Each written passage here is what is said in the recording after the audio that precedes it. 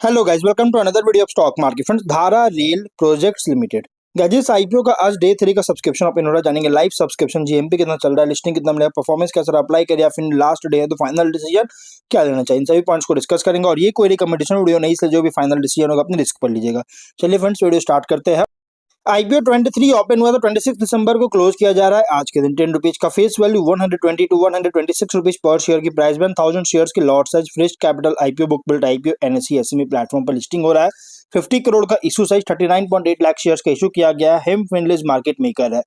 Allotment date है 29 दिसंबर का। 30 दिसंबर refunds release किया जाएगा। शेयर्स डीमैट अकाउंट में क्रेडिट होगा। 31 दिसंबर का लिस्टिंग डेट रखा गया है। ऑफर जो दिया गया है QIB 19%, big HNI 9.5, small HNI 4.7, retail में 33.2% ऑफर दी गई है। रिटेल में ओनली 2 लॉट अप्लाई कर सकते हैं। 2000 शेयर्स में 2.5 लाख रुपीज पे करना पड़ेगा। Small HNI minimum 3 lot 3.8 lakh rupees पे करना पड़ेगा। मैक्सिमम 7 लॉट 8.8 लाख रुपीज पे करना पड़ेगा। Big HNI minimum 8 lot 10.1 lakh rupees पे करना पड़ेगा। मैक्सिमम कोई लिमिट नहीं है।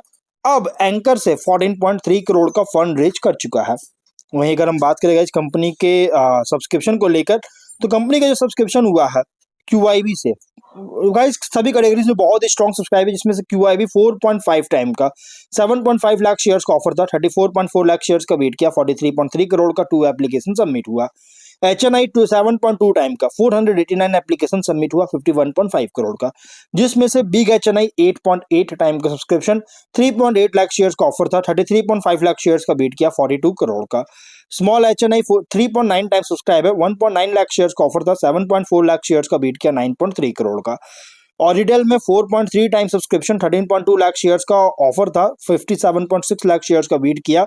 72.6 करोड़ का। 2880 एप्लीकेशन सबमिट हुआ है। टोटल 5 टाइम का 1.32 करोड़ शेयर्स का बीट किया। 167 करोड़ का। 3371 एप्लीकेशन सबमिट हुआ है। गैस QIB HNI रिटेल बहुत ही स्ट्रॉन्ग सब्सक्राइब किया। तीनों को इंक्लूड करके बहुत ही स्ट्रॉन्ग सब्सक्रिप्शन देखने को मिल रहा है। अगर हम बात करें तो बिजनेस की, देखिए GMP अगर हम बात करेंगे तो कंपनी का जो GMP ट्रेड कर रहा है 10 रुपीज का 8% का एक अच्छी ठीक ठाक एक अच्छी लिस्टिंग मिलने के चांसेस है। 136 रुपीज की एस्टिमेटेड लिस्टिंग प्राइस, 10,000 रुपीज का एस्टिमेटेड प्रॉफिट सिंगल लॉट पर मिल सकता है। बिजनेस पे मैं ज्यादा कुछ बात नहीं करूंगी, ऑलरेडी मैंने वीडियो बना रखा है जो कि अलग अलग टाइप्स के कॉन्ट्रैक्चुअल रेलवे प्रोजेक्ट्स और रिलेटेड सर्विसेज का एग्जीक्यूट करने के लिए बिजनेस करता है। और कंपनी अपने अंडर अंडर AMC रिपेयर्स और सर्विस जो है रोलिंग स्टॉक के लिए अंडरटेक किया है। और फाइनेंशियल 25-40% और रेवेन्यू 120%। सो रेवेन्यू 40% और प्रॉफिट है 120% का, जो कि 48 करोड़ का रेवेन्यू, 6.5 करोड़ का प्रॉफिट। फर्स्ट हाफ में 29 करोड़ का रेवेन्यू, 7 करोड़ का प्रॉफिट है, जो कि इंक्रीज करता हुआ देखने को मिला। बहुत तेजी से इंक्रीज किया, मतलब कि कंपनी का 24 तक परफॉर्मेंस जो है ना ठीक ठाक अच्छी परफॉर्म किया, लेकिन 25 के बॉटम लाइन जो है ना सरप्राइजिंग बूस्टेड देखने को मिल रहा है, जो कि डाउट क्रिएट कर रहा है। वहीं अगर हम बात करेंगे इस कंपनी के रेशियोज का, तो ROE 68, ROCE 25.6, RONW 50.6, PAT EBITDA margin 14.7 11.9% का।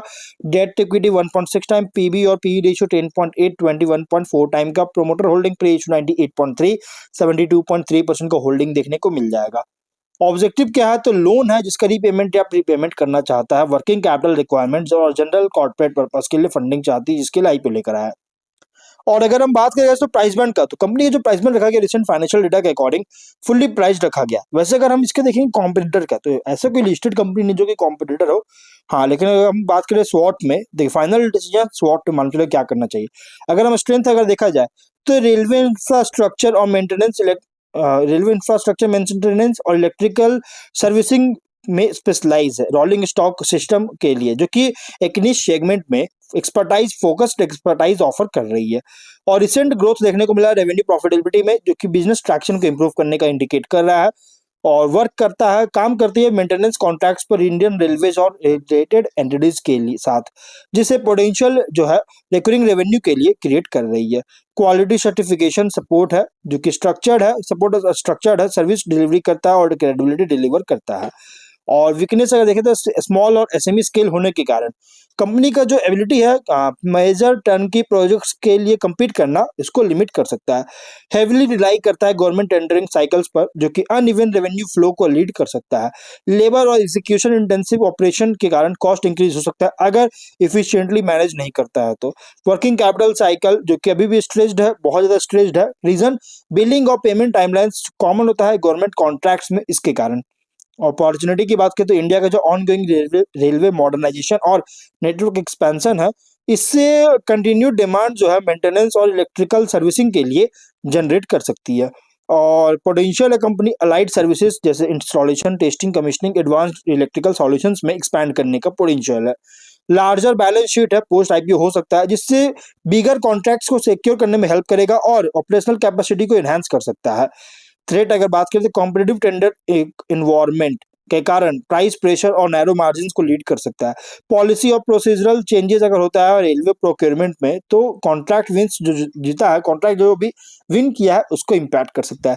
एग्जीक्यूशन रिस्क भी अगर होता है, एग्जीक्यूशन रिस्क है जिससे रेपुटेशन प्रॉफिटेबिलिटी को अफेक्ट कर सकता है। और पोस्ट आईपीओ लिक्विडिटी और मार्केट वोलेटिलिटी के कारण गाइस कंपनी का इन्वेस्टर सेंटिमेंट जो है अंडर अफेक्ट कर सकता है। पीयर कॉन्टेक्स्ट में लार्जर कंपनी से कंपेयर करेंगे तो ये जो है ना स्मॉलर है लेकिन स्पेशलाइज ज्यादा है, फोकस कर रहा है मेंटेनेंस पर, फुल प्रोजेक्ट एग्जीक्यूशन पर फोकस नहीं है बल्कि मेंटेनेंस पर फोकस करता है। और नीश रेलवे सर्विस प्रोवाइडर में जो शीट किया है बैठा है उसके बाद according guys quality, cost discipline और टेंडर कॉम्पिटिटिवनेस, इसका मतलब कि एग्जीक्यूशन जो है की डिफरेंशिएटर्स है। और कंपनी का निश पोजीशनिंग जो है ना इसके एक स्टेबल सेगमेंट फोकस देती है, लेकिन एक्सपेंशन और डाइवर्सिफिकेशन भी बहुत ज्यादा क्रिटिकल होता है लॉन्ग टर्म ग्रोथ और पीयर कॉम्पिटिटिव निश के लिए। तो कुछ रिस्की पॉइंट है, जीएमपी 10 रुपीज का 8% का लिस्टिंग एक्सपेक्ट कर सकते हैं। तो अगर हम बात करें इस कंपनी का प्राइस फुल्ली प्राइस रखा गया, ये लॉन्ग टर्म कंपनी है, अगर आप लॉन्ग टर्म के लिए कंसीडर करना चाहते हैं तो कंसीडर कर सकते हैं, अदरवाइज आप इसको इग्नोर कर सकते हैं। फाइनल डिसीजन जो भी लीजिएगा अपने रिस्क पर लीजिएगा। ये कोई रिकमेंडेशन वीडियो नहीं, तो मिलते हैं नेक्स्ट वीडियो में। Till then bye bye.